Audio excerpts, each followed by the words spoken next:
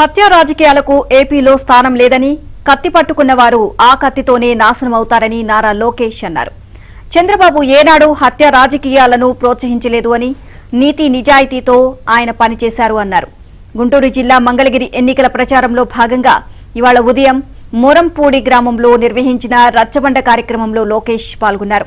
అభివృద్ధి సంక్షేమానికి చిరునామాగా మంగళగిరిని తీర్చిదిద్దుతానని, భారీ మెజారిటీతో ఆశీర్వదించాలి అని లోకేష్ కోరారు. ఈ సందర్భంగా మొరంపూడి వాసులు తమ సమస్యలను లోకేష్ దృష్టికి తీసుకురాగా అధికారంలోకి రాగానే పరిష్కరిస్తాము అని ఆయన హామీ ఇచ్చారు.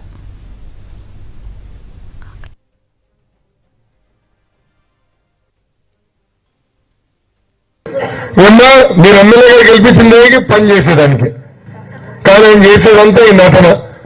గెలిట్లోనే రచ్చబండ పెట్టుకున్నా, ప్రజల సమస్యలు నేరుగా నేను తెలుసుకుంటాం జరిగింది. అమ్మా, మన గ్రామంలో డ్రైనేజ్ సమస్య ఉంది, నేను తీసుకుంటాను. పైప్ లైన్ ద్వారా ఊరికి తీసుకొచ్చి ప్రతి గడపకి పైప్ లైన్ ద్వారా నీ ఇంటి కుళాయి అందించే బాధ్యత కూడా నేను తీసుకుంటానని ఈ సభకు హామీ ఇస్తున్నా.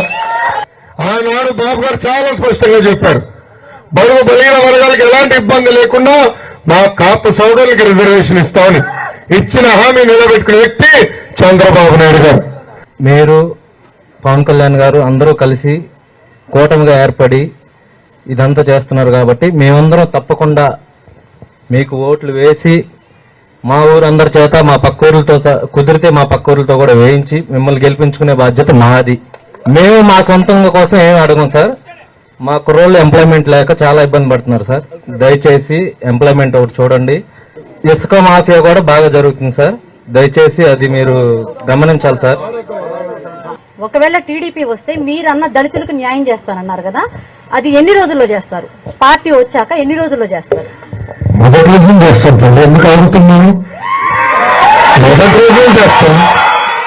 ఇంతేకాదమ్మా, దళిత సోదరులకు రావాల్సిన 27 సంక్షేమ కార్యక్రమాలు కూడా రద్దు చేసింది ఈ ప్రభుత్వం.